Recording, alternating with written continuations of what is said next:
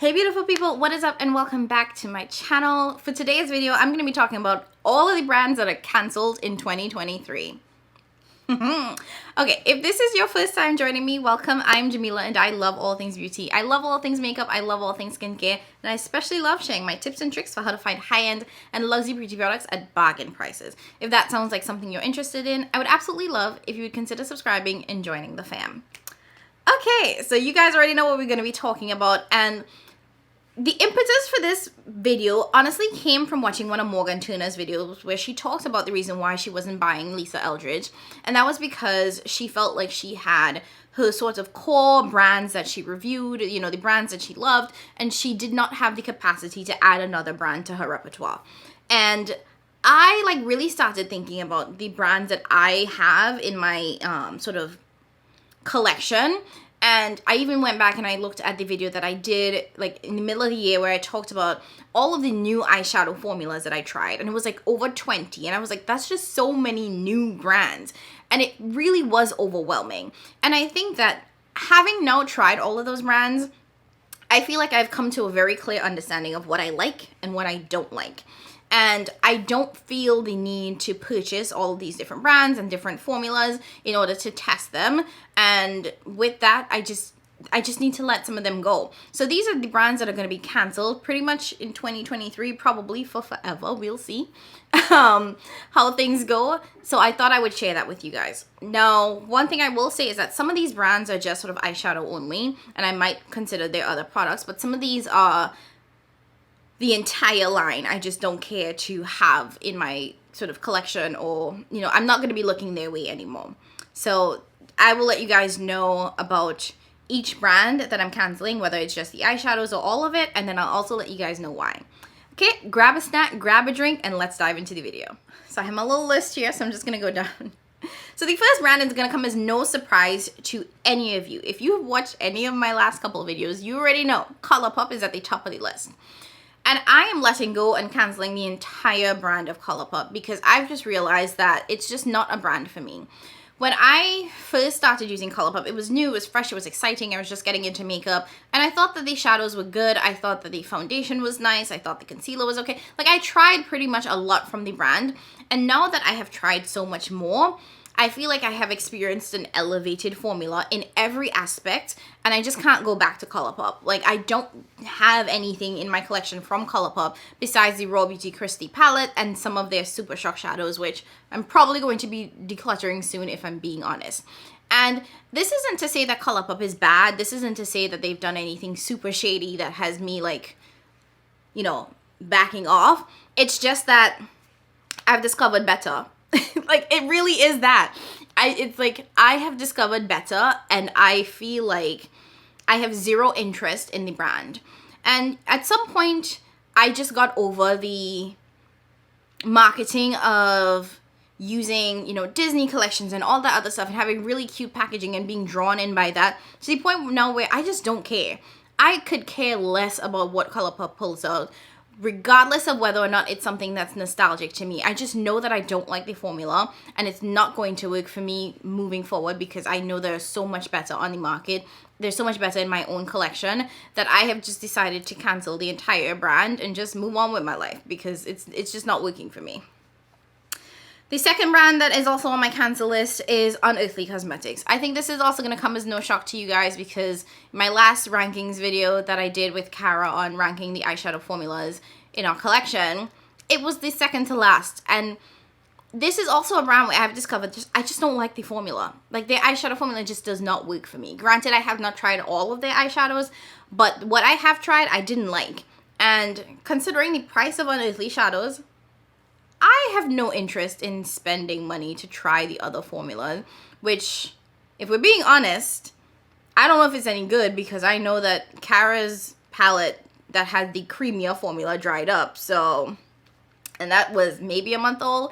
So I really realized that it's just not a brand that the formula agrees with me, and I know a lot of creators love it. So by no means is me bashing it in any way and saying it's terrible quality. It's just not for me. So if you like the Unearthly formula, I say go right ahead, enjoy it. The other thing too that I'm realizing is that I don't like brands that have these giant pans. I don't know, at least one of those where their palettes are huge. And because of that, I'm not willing to spend money on these brands that have these giant eyeshadow pans anymore because it's such a waste. My collection is way too large for me to be bringing in some of these super huge eyeshadow palettes that I just know that are gonna sit there and go to waste. And again, because I don't like the formula, there's just no reason for me to have that brand in my collection. Next up, Ubaniki. I think I just have to let it all go. Truthfully, I haven't purchased a lot from Ubaniki in recent years. I think the last thing I bought from them was their pressed powder to set my entire face. But I think at this point, I could let the whole brand go. Their eyeshadows aren't exciting. They're not pigmented enough for my complexion, or pretty much any complexion if we're being honest. I'm so over the Naked palettes. I'm so over the Naked line. I do have the foundation that I'm in the process of finishing up. And while I think it's a nice foundation in that it is really nice and matte and you can wear it in the summertime, I've been wearing it pretty much every day for the last like couple weeks or the last week and a half, and I'm realizing it's orange. Okay? Just orange. And I don't deserve to look like a Oompa Loompa. I feel like there's a lot of things that I deserve in life, and that is not one of them. I don't deserve to look like a Oompa Loompa. And it's the Stay Naked foundation I'm talking about. Is the finish nice? Yes. Can I like zhuzh it up and get rid of some of the orange so it doesn't look as orange? Yes. There are things that I can do to make this work. And this is like my second or third bottle of this.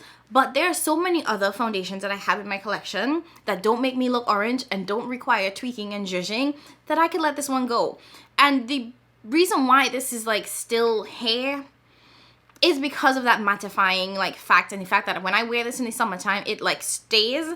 But I do think that there are better foundations on the market that offer me a better shade match, that are lighter and feel lighter on the skin, and again just don't make me orange. So I feel like in 2023, well, once I finish this is done, I'm not going to repurchase this. But I feel like in this new year, one of the things that I'm just not willing to do is shop from them anymore, because other than that, I have nothing else that has caught my eye. I haven't been interested in any of their new releases.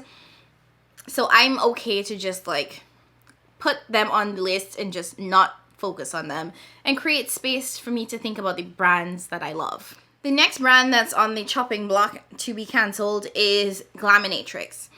And this was the one that I kind of went back and forth on. Now, Glaminatrix was a brand that I was really interested in trying all of 2022 because they had these really beautiful high shine sparkly shadows, and it looked like from all the reviews that I was watching, everyone seemed to love it. They seemed to really enjoy the formula. They are an Australian based brand, so in terms of shipping and cost, everything was just elevated. And I did end up purchasing their Nearly Natural palette, which is okay. I was not blown away. I did not love the mattes, and for me, mattes could make or break an entire brand for me. And that's just how I am. If the mattes don't work, I just can't.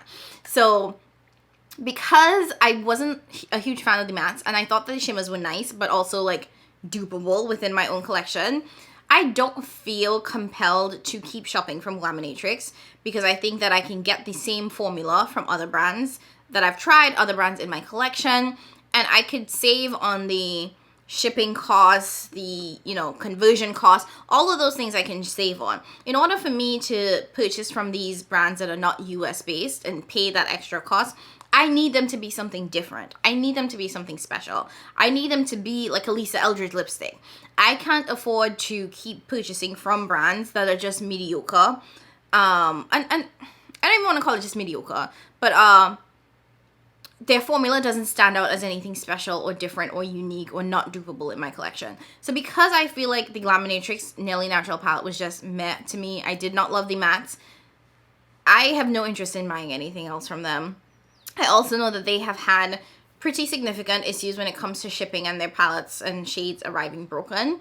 And when you spend that much money and it's coming from so far and you wait weeks, I feel like you deserve to have your products not arrive broken, because then it's like, now what? Because yeah. So I don't care to keep buying from the brand at all. I'm okay with the indie brands that I have now.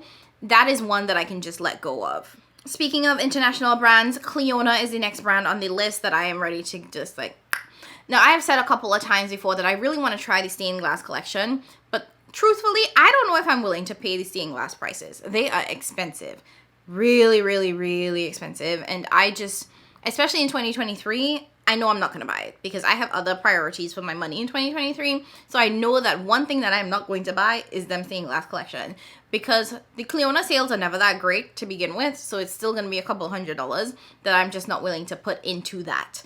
And I am not somebody that consistently uses my singles as much as I should. So I know that I would buy it and it would sit in my collection for some time, which would just be a waste, and that would aggravate me even more. And to be quite frank, I feel like trying the Dragon Fruit palette from Cleona just sort of ruined my interest in the brand. I should have never bought that. That's kind of what it boils down to. It was not the best representation of the brand. It's a hella pink palette. I have used it maybe once since purchasing it and doing my review on it, and have had zero interest in reaching for it after that. I have really nice indie singles from other brands that are cheaper and also give me really nice sparkle. And they, you know, again, with it being US based, like you can buy from Terra Moons, get really beautiful indie shadows. Black Moxie Cosmetics was another one that I purchased a lot from. And I got really nice shadows that were cheaper, really nice sparkle. So I just have no interest in shopping from Cleona at this point, to be really, really honest. So that is just going to be a hard pass from me in 2023. Okay, next up, Sugar Drizzle Cosmetics. I can't do these brands that have the same private label formula anymore. I really can't. And I think pretty much I'm using Sugar Drizzle as the representation of all of them, because I don't care about any of them. Any of those brands, I just don't want it anymore. They could all just kick rocks. And I don't mean that in a mean way or anything. I'm just saying that for my collection, for my preferences, they just don't, they're not doing it for me. Now, I specifically call out Sugar Drizzle because they've had issues with packaging and their shades leaking. Two, it is that private label formula that is in a ton of these small indie brands. So it isn't anything unique. And three, the mattes that I tried from Sugar Drizzle, atrocious. They were horrible. And again, mattes are a make or break for me, so I can kick rocks. You know, like palettes that don't have good mattes for me are ones that, you know, can change my entire opinion of a brand. And because I did not like the mattes in their palette, I was just like, not gonna do it.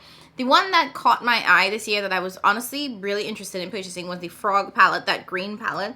But I never got around to buying it. And now, like, months later, I'm just like, okay. Like, there are some times when I see a palette and I want to buy it and it sells out and I didn't get it. I'm like, oh my gosh, I have to wait and it's going to, like, relaunch or whatever. And I wait and I wait and I wait and, you know, it's still on my mind. That wasn't one of them. And I decluttered, I want to say, like, 2 of my Sugar Drizzle palettes. So I think I have one left that might be going soon. And I think that says a lot for me. If I've had a palette and I'm decluttering it within the same year that I purchased it, I think it tells me that that is just not a brand, that is just not a formula that I want to vibe with, so it can go. So, yeah. Sugar Drizzle will be gone. Next up, and this hurts a little bit, Juvias Place. I am canceling Juvias Place because I never use them. I have a huge Juvias Place collection, and I never use those palettes. They're not bad by any means. I just don't know why I'm never compelled to reach for my Juvias Place collection. And this year I actually purchased 2 more Juvias Place palettes that are sitting in my basket of shame. And I feel like I want to buy Juvias Place. It's black owned. It's like, you know, very much in that Afrocentric theme. Like, so I'm always like compelled to purchase it because I just love how it looks. But it's not gonna work. It's not gonna work. So for me, I can't do it. I've decided that I'm not gonna buy any more Juvias Place. I honestly think it might just be the eyeshadow palettes. I might be willing to purchase some of their other products. Like, I've tried their lipsticks and I think that they're nice. I just bought their brow pomade or brow mascara thing. So I would be willing to try the other products in their line, but eyeshadow palettes, that's gonna be a hard pass for me going forward. Until I like actually dive into my Juvias Place collection and use the palettes and like really get some use out of them, and then convince myself that, okay, I'm using it enough for me to want to buy some of their new palettes, it's going to be a hard no for me. The next brand that I want to talk about is another international brand, and this is Shine by SD Cosmetics. This is also one of those brands that is an indie brand that has some of those multi-chromes, those super sparkly shades. My friend Rupi, she has gotten PR from them before, and she likes them. They're based in Canada. So I think that if you are Canadian and you're looking for an indie brand, I think you should definitely check them out. For me, I just think that the price of the products as well as the shipping and all that, it just wasn't worth it for me, especially when I can get these products from like Terra Moons. So you can probably tell that a lot of these international brands, I've been reevaluating whether or not I want them in my collection. And this is one of those that I'm just like, okay, you can go.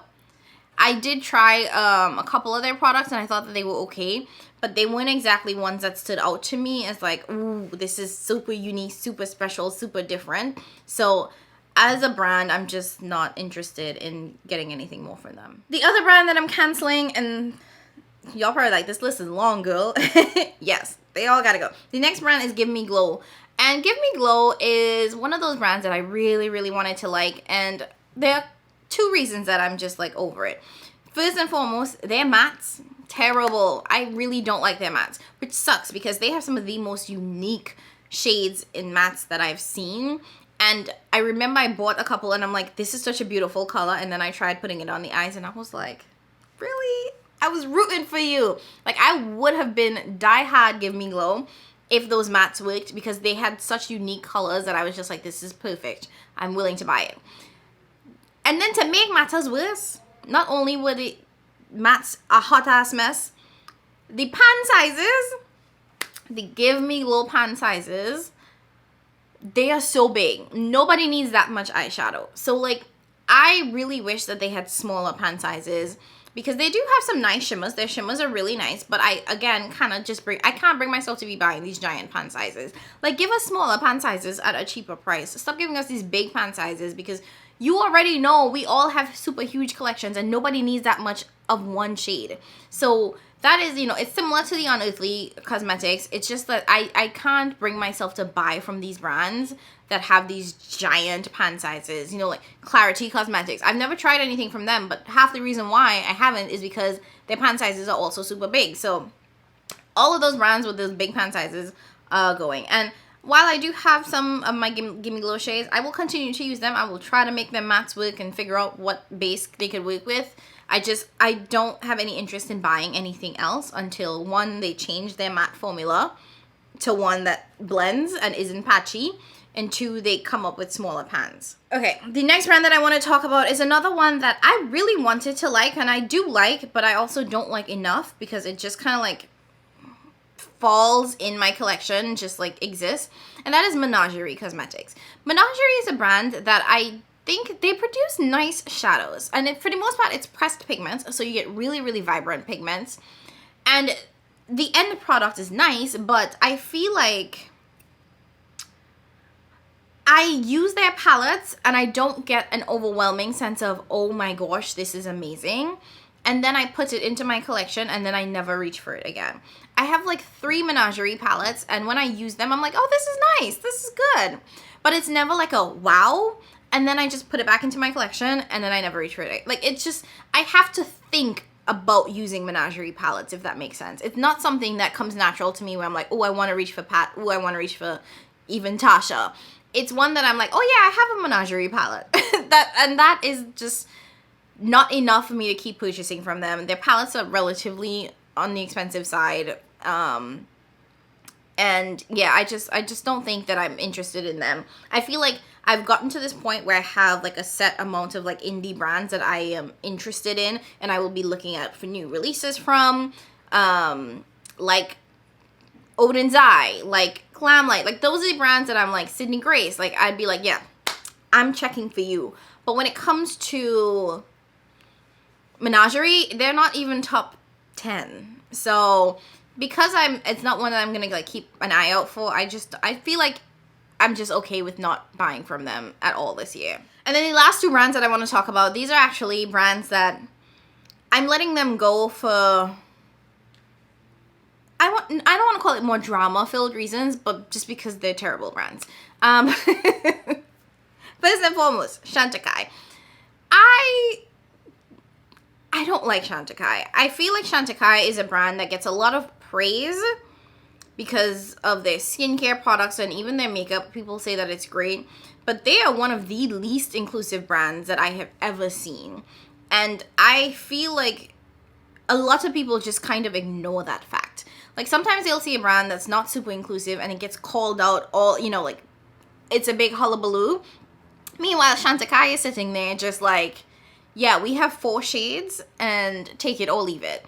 Even their bronzer, I think, comes in like 2 shades. And the Goa shade, when I tell y'all I tried that out and it made me look like I was ready to be in my grave, I was like, all I need is some roses and to lay down because I was casket ready. And I have, you know, I had been on a live that a creator did. And they had a Shanta Kai rep on them. And that rep tried to convince me that that bronzer would work for me. And that, you know, their shades were more inclusive than they actually would. And it's the gaslighting for me. And that irritated me. When I had a time to like reflect after that live was over, I was just like, what the hell just happened? And ever since then, like, it's always just rubbed me like really wrong how much they charge for their products. And granted, your brand charge whatever you want to charge, but their products are ridiculously priced for what it is. And I just don't think that they're worth it. And I don't think that they're inclusive. And I don't think that they care to be inclusive, which I will say this now is fine. If I am not your demographic, if you don't want to create any products for someone deeper than tan, cool. Like, I am happy for you. Let me know and I will go buy somewhere else. I'm not begging any brands to create for me or to think about me. So I'm not mad at Shanta Kai. I just like, okay, your products aren't for me. You don't want to create products for me. Cool. Got it. I'm just glad we're on the same page here. So I just feel like because they lack inclusivity, they try to gaslight you into thinking that they have a decent shade range. I'm just like, nah, I'm over it. Could care less. And I've never tried any of the skincare, to be quite honest. But I have really good skincare from Good Molecules, which is significantly cheaper. And I pay my dermatologist a lot of money to help me with my skincare. So I wouldn't even buy from them for their skincare. So yeah. And then the last brand is Colored Rain. I have purchased a couple of products from Colored Rain this year. First, I bought their brush set, and then I've been using their eyeshadow primers for some time now. And they're fine. They're okay. They're not the best eyeshadow base, but they do what they need to do. The reason why they're on like my shit list of brands that I'm just like, I don't want to buy anything from you ever again, is because earlier this year in the summertime, I think like July, they re-released their Safari palette for pre-order. Now the palette was supposed to ship in September, right? Or like early October. Okay. October comes and goes and the palette did not ship. They gave everyone a $25 gift card. And let them know that it's going to be shipping in November. Again, November comes and goes.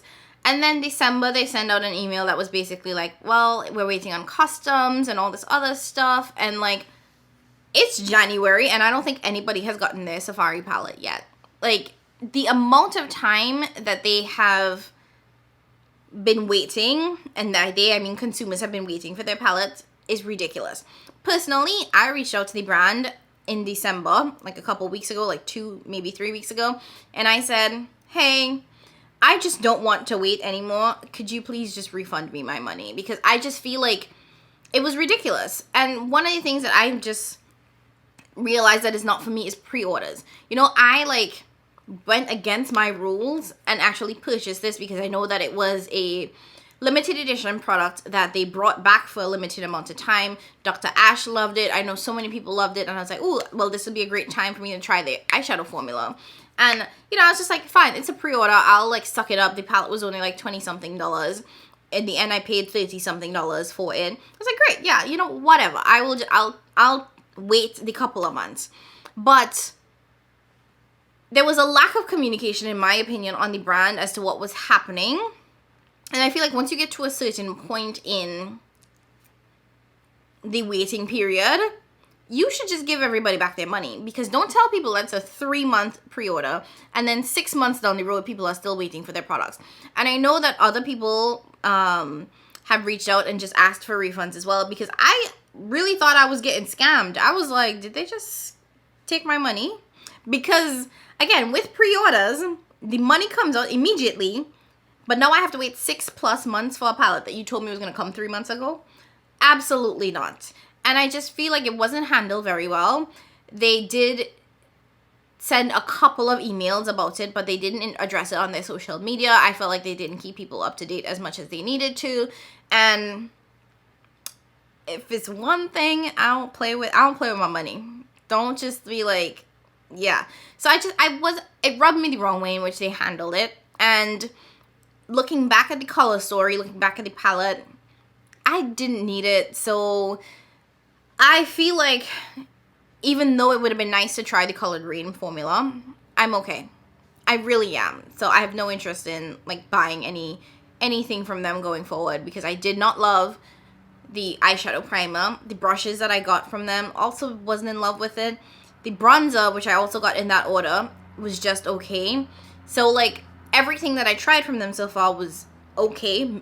Nothing really blew me out of the water. So I'm fine to just not buy from them ever again. And it is a black owned brand, which is great, but I just feel like it just wasn't for me. So that's it.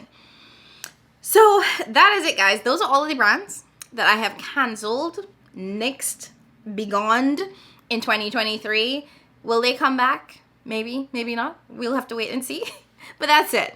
Let me know down in the comments below, what are the brands that you have decided that you're no longer buying from in 2023, or just in general. I'm really curious. So leave that down in the comments. If you like this video, go ahead and hit that like button. Don't forget to subscribe on your way out so you never miss content from me. I think there's a notification bell too, so if you ring that, it will let you know when I upload. I don't have an upload schedule, but I do upload 2 to 3 times a week. So ring the bell and it'll let you know as soon as a new video drops. As always, thank you guys so much for watching, for supporting, for spending some time with me today, and I will catch you in my next one. Bye!